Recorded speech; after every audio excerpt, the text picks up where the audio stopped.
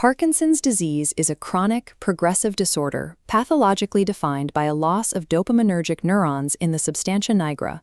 Schizophrenia spectrum disorders, conversely, are clinically characterized by hyperactive dopaminergic signaling across the widespread cortico-striato-limbic circuits of the brain. This creates a neurobiological contradiction.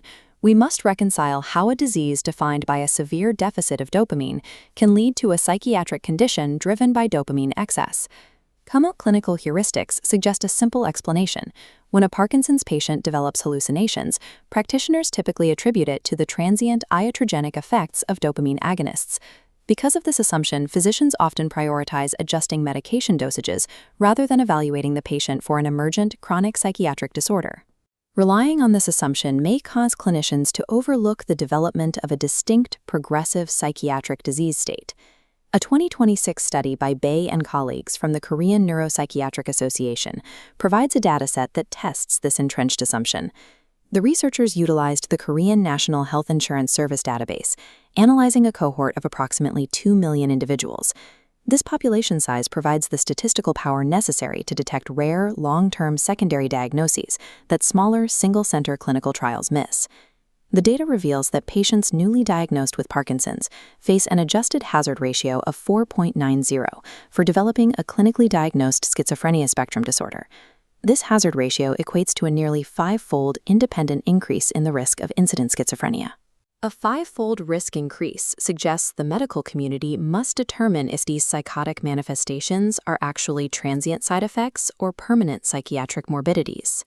Past literature on psychosis and Parkinson's often suffered from small sample sizes and a lack of baseline filtering, which introduced severe reverse causation bias.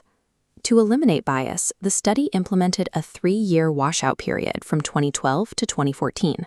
Removing individuals with prior diagnoses ensured any outcomes were true incident cases. The cohort was then refined through 1 to 5 propensity score matching against a healthy control group. This process matched patients across variables, including smoking status, alcohol consumption, BMI, blood pressure, fasting glucose, and income level. By neutralizing these baseline health and socioeconomic confounders, the researchers isolated the Parkinson's pathology itself as the primary risk driver. This strict cohort architecture establishes a robust indicator of independent risk, stripping away the influence of pre-existing conditions or poor baseline health. Even with a rigorous cohort, a clinical counter-argument remains. Could this 5-fold increase in risk still represent a temporary spike in drug-induced hallucinations immediately following diagnosis? This Kaplan-Meier curve tracks disease-free survival over 9 years.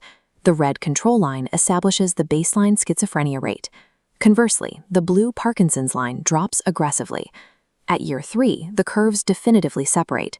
This gap widens continuously through year 9, never returning to baseline.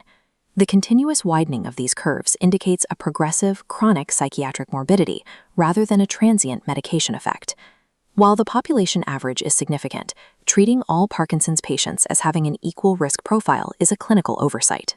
When we stratify the risk based on the age at the time of diagnosis, the hazard ratios diverge sharply. Patients under 60 carry an adjusted hazard ratio of 11.66, suggesting early-onset Parkinson's dramatically amplifies underlying psychotic vulnerabilities. This vulnerability also appears in metabolic indicators, specifically when analyzing the interaction between body mass index and psychiatric risk.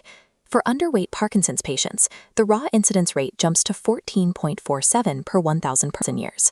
A low BMI serves as a recognized proxy for severe non-motor disease burden and advanced systemic progression within Parkinson's.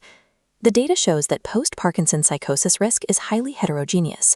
Young, underweight patients face an exponentially higher risk than the 4.90 average suggests. We must now ask how this population-level epidemiology aligns with actual physical brain pathology. Modern understandings of Parkinson's disease move well beyond viewing it merely as a localized degeneration of the nigrostriatal pathway. Recent neuroimaging confirms that Parkinson's involves widespread dysfunction across large-scale neural networks, including the cortico-striatal thalamocortical circuits. This frontostriatal limbic loop governs cognitive control and reality monitoring in the human brain. Dysregulation in these same circuits constitutes the foundational pathophysiology of schizophrenia spectrum disorders. Because Parkinson's and schizophrenia share these deteriorating neural substrates, the five-fold hazard ratio represents a significant risk consequence of network-level neurodegeneration. The researchers acknowledge that as an observational, claims-based analysis, the study lacks granular pharmacological dosing data and relies on ICD-10 coding, which carries misclassification risks. Despite these limitations, the magnitude of the hazard ratios and the definitive divergence of the survival curves provide significant evidence for clinical consideration. When psychotic symptoms emerge in a Parkinson's patient, clinical practice must move past dismissing them as purely iatrogenic phases. Standard care protocols should incorporate long-term psychiatric risk stratification, specifically targeting younger patients and those showing severe weight loss.